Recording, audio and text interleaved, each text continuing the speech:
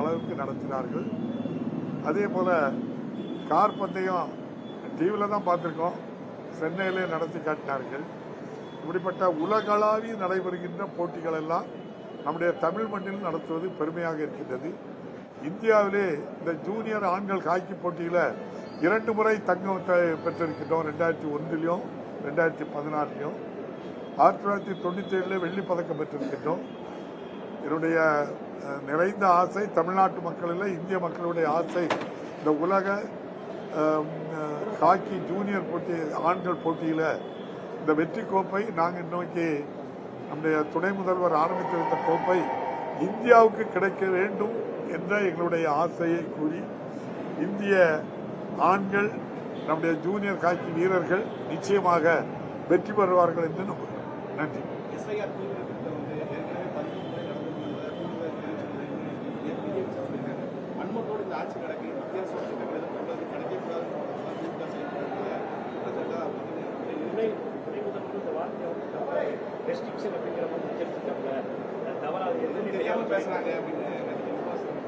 Revision சொன்னது பாஸ்டா சொல்லும் போது அந்த அம்மாவுக்கு அப்படி கேட்டிருக்கலாம். அதில் ஒன்றும் பெரிய இது ஒரு பெரிய குற்றம்னு கண்டுபிடிக்காங்கன்னு எனக்கு தெரியல. இல்லை ட்ரங்க் சிலிப்பாகிய சில வார்த்தைகள் வரலாம், அது ஒன்றும் பெரிய குற்றம் இல்லை. 13 முறை நடந்ததுக்கும் இதுக்கும் நிறைய வித்தியாசம் இருக்கு.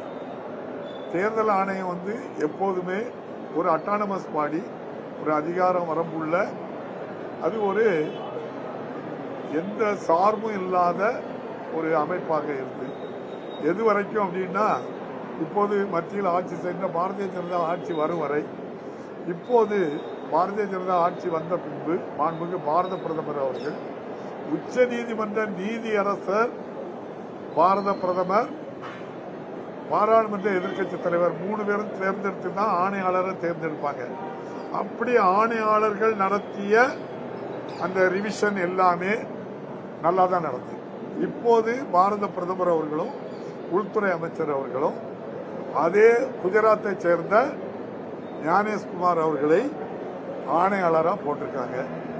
இது ஆணையாளர் இல்ல, ஆணையர் அல்ல, நம்முடைய தேர்தல் ஆணையத்தினுடைய ஆணையராக இல்ல, பாரத பிரதமருடைய ஆணையை ஏற்று நடத்துகின்ற ஒரு நிறுவனமா மாறிட்டு. அதனால்தான் எல்லாருமே அதை நம்ம எதிர்க்கிறோம். ஏன்னா அதனுடைய செயல்பாடும் அப்படிதான் இருக்கு. நீங்க பாருங்க, பீகார் தேர்தலுக்கு முன்னால 10,000 ரூபாய் பெண்களுக்கு ஓட்டருக்கு கொடுக்காங்க. இந்த தேர்தல் ஆணையம் பார்த்து வேடிக்கை பார்க்கு. நம்முடைய மாண்புமிகு தமிழக முதல்வர் அவர்கள் தகுதியான பெண்களுக்கு மாதம் 1000 ரூபாய் உரிமை தொகை கொடுத்தாங்க. நாங்க அதை கொடுக்க மாட்டோம்னு சொன்னாங்க பாரதிய ஜனதா கட்சி.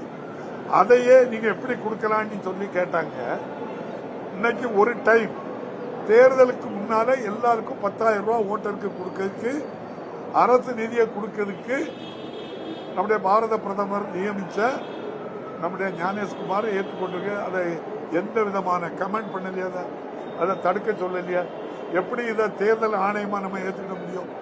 எஸ்ஐஆர் என்பது அந்த அம்மா சொல்ற 13 திருத்தங்களும் எப்படி நடந்துன்னா, இறந்தவர்களை நீக்கியிருப்பாங்க, 18 வயசு முடிஞ்சவங்களுக்கு வாக்காளராக சேர்த்திருப்பாங்களே தவிர, இது போல வாக்காளரே இல்லாம ஆக்கிட்டாங்களே. இப்ப நான் வாக்காளர் கிடையாது, நீங்க யாரும் வாக்காளர் கிடையாது. இப்ப ஒட்டுமொத்தமா நம்ம தமிழ்நாடோட சேர்ந்து 12 மாநிலத்துல யாரும் வாக்காளர் கிடையாது. நம்ம எழுதி கொடுத்து 2002 உங்க சொந்தக்காரர் ஓட்டு போட்டாரா, 2005 போட்டாரா, இதெல்லாம் பார்த்து பண்ணா அதைத்தான் நம்ம எதிர்க்கிறோம். அந்த அம்மா என்ன நோக்கத்துக்காக இதை ஆதரிக்காங்கன்னு தெரியல. அந்த அம்மா நிதிய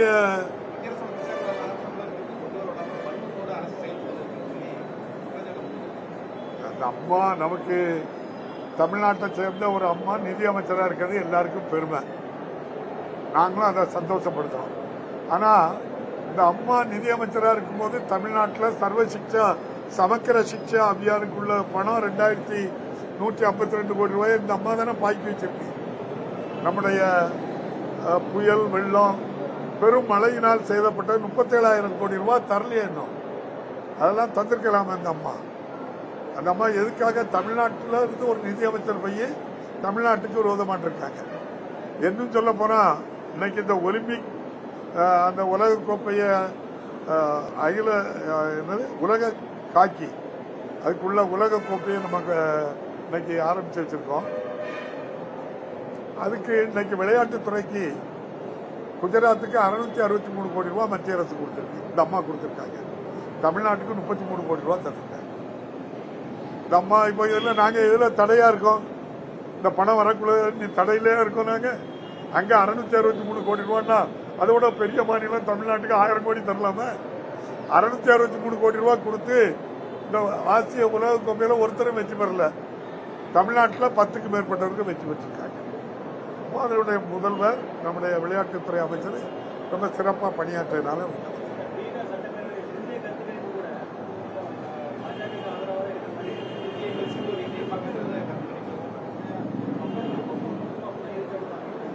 எனக்கு அதுல எனக்கு கூட நடக்குமோன்னு நினைக்கிறேன் நான்.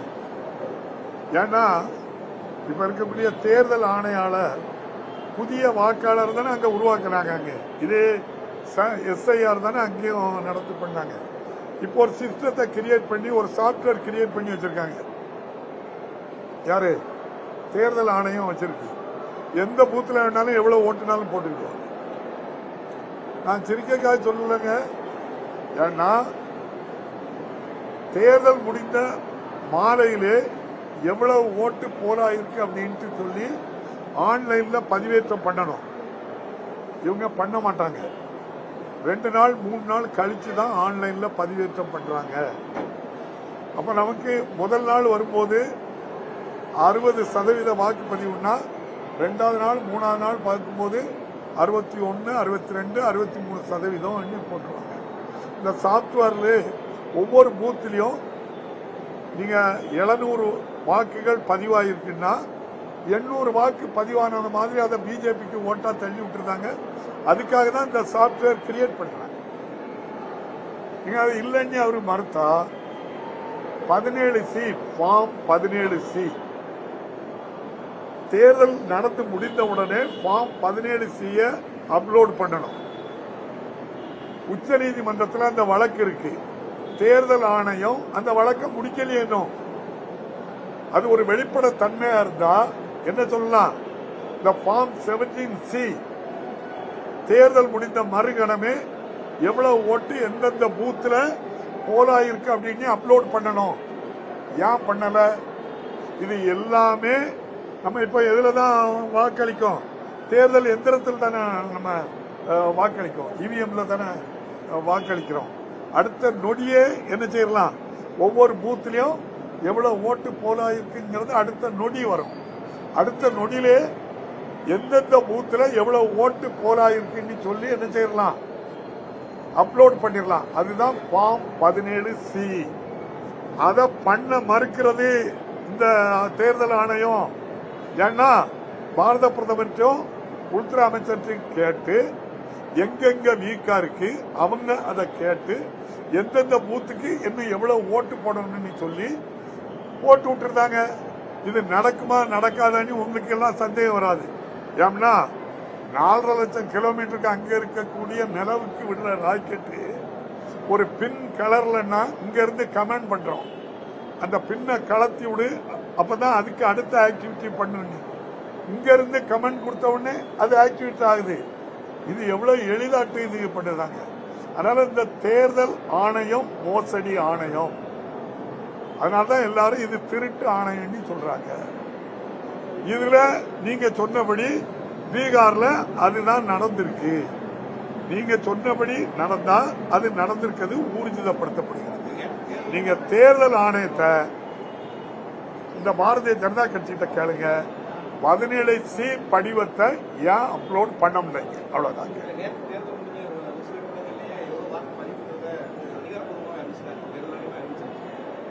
நீங்க உங்களை அறிவிக்க யாருங்க சொன்னா? அப்லோட்ல பண்ண சொல்றோம் நாங்க. நீங்க சொல்றது சரியா? 60% போரா இருக்கும், நீங்க 66% சொல்லுவீங்க. நாங்க அதை எப்படி நம்ப முடியும்? நாங்க கேட்கறது ஒரு வாக்குச்சாவடியில வாக்காளர் வாக்குப்பதிவு நடந்து முடிந்த அடுத்த நிமிடம் ஆன்லைன்ல அப்லோட் பண்ணுங்க.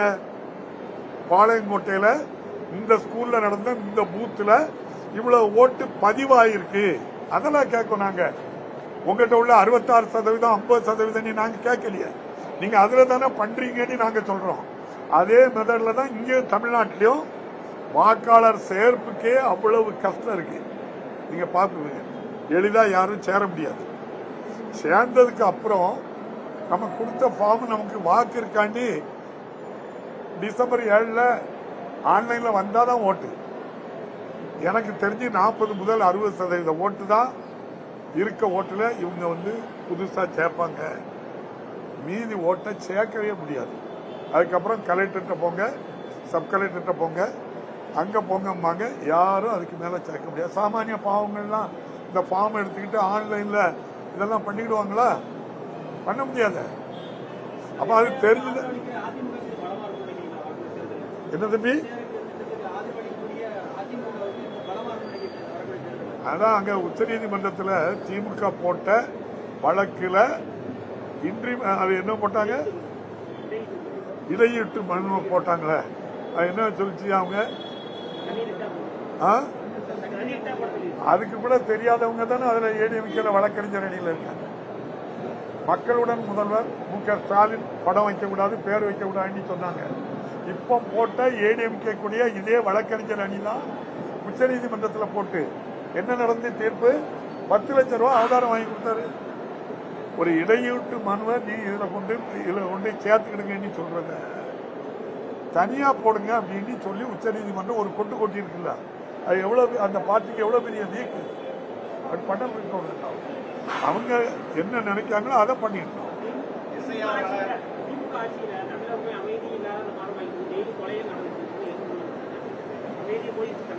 இப்ப நம்ம தமிழ்நாட்டில் அப்படி ஒன்றும் நடக்கல தம்பி. டெல்லியில தான் நம்ம பத்திரிகைகளை பார்த்து பரபரப்பா இருக்கு. அங்கதான் அமைதி இல்லாம உயிருக்கு மக்கள் எங்கேயும் போக முடியாத அளவுக்கு அச்சத்தில் இருக்காங்க. அப்படி ஒண்ணு இங்க இல்லையே தமிழ்நாட்டில். அது சொந்த பந்தங்கள், மனைவி, கணவன் மனைவி நம்ம இதுல பஸ் ஸ்டாண்ட்ல இருந்து சண்டை போட்டா சட்டம் ஒழுங்கு கெட்டு போச்சுன்னு சொன்னா நம்ம என்ன செய்ய முடியாது. அது கணவன் மனைவி சண்டை. ஒரு தனிப்பட்டவருடைய விரோதங்கள்ல நடக்கிறதுக்கு அரசு பொறுப்பு இல்லை. அரசு அதுக்கு நடவடிக்கை எடுக்காங்க பாருங்க. நடவடிக்கை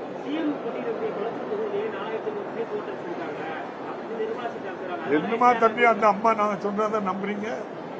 அந்த அம்மா சொன்ன நம்புறீங்களா? அந்த அம்மா தான் சொன்னாங்க, நீட் 1 வருஷத்துக்கு தருவேன். நீங்க அதுக்கு மேலாம் என்கிட்ட கேட்க கூடாது. ஒரே 1 வருஷம் நீங்க எழுதித்தாங்க, கொடுத்தவ நடந்த. அந்த அம்மா சொன்னது நம்புறீங்களே தம்பி? அந்த அம்மா நான் சுயமா நடவடிக்கை எடுக்க முடியுமா தம்பி? அந்த அம்மா சுயமா நடவடிக்கை எடுக்க முடியுமா? பாரத பிரதமர் நம்ம உள்துறை அமைச்சர் என்ன சொல்றாங்களோ அதை எடுப்பாங்க, அவ்வளவுதான்.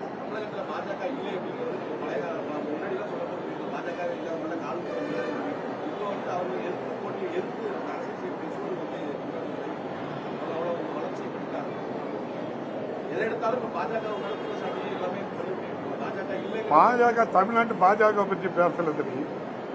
நம்ம பேசுறது எல்லாமே ஒன்றியத்தில் ஆட்சியில் இருக்கக்கூடிய பாரதிய ஜனதா கட்சி. ஏழை மாணவர்கள் 50,000 கோடி ரூபாய் கடன் வாங்கி படிச்ச கடனை தள்ளுபடி பண்ணல. 16 லட்சம் கோடி ரூபாயை கார்பரேட் கம்பெனி, அதுவும் குஜராத் கம்பெனி, அதுவும் குஜராத்துக்காரங்களுக்கு மட்டும், குஜராத்ல இருந்தா மட்டும்தான் ரைட்டா பண்ணுவாங்க. அப்படி 16 லட்சம் கோடி ரூபாயை தள்ளுபடி பண்ணிருக்கீங்க. நீங்க தமிழ்நாட்டுக்கு என்ன செய்யல? 1 ரூபா கூட நீங்க தள்ளுபடி பண்ணல. நீங்க அதை கேளுங்க. அதை தான் கேட்க. நீங்க பாரதிய ஜனதா கட்சி இப்படி தவறான, இந்திய அரசு மக்களுடைய வரிப்பணத்தை எடுத்து இப்படி அவங்க மாநிலத்திற்கு மட்டும் இப்படிப்பட்ட கடனை ரைட்டா பண்றாங்க. விவசாய கடன் ரத்து பண்ணல, நெசவாளர் கடன் ரத்து பண்ணல, சுய உதவி குழு கடன் ரத்து பண்ணல, மாணவர்கள் கடன் ரத்து பண்ணாம குஜராத்தை சேர்ந்த தொழிலதிபருக்கு மட்டும் 10 ஆண்டு காலத்தில் 16 லட்சம் கோடி ரூபாய் கடன் தள்ளுபடி செய்ததை பாஜகவை எதிர்க்கிறோம். நாங்க அவ்வளவுதான். எங்களுக்கு சமக்கர சிகிச்சைக்கு பணம் தரல, அதை எதிர்க்கிறோம்.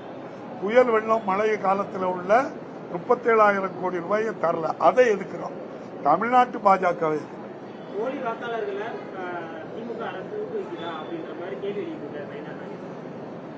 பஞ்சாயத்தை தான் கேட்கணும், வரும்போது கேட்போம்.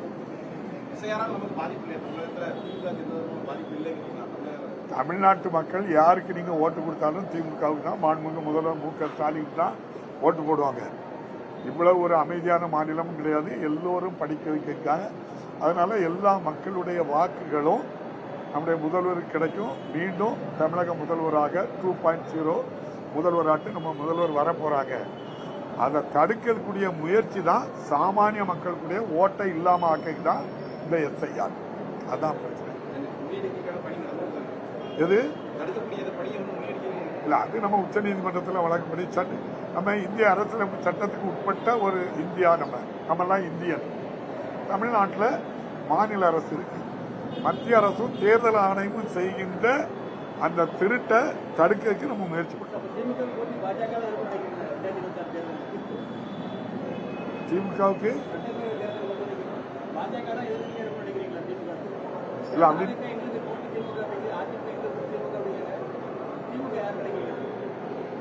எங்களுக்கு மக்களோட நாங்க இருக்கிறோம்.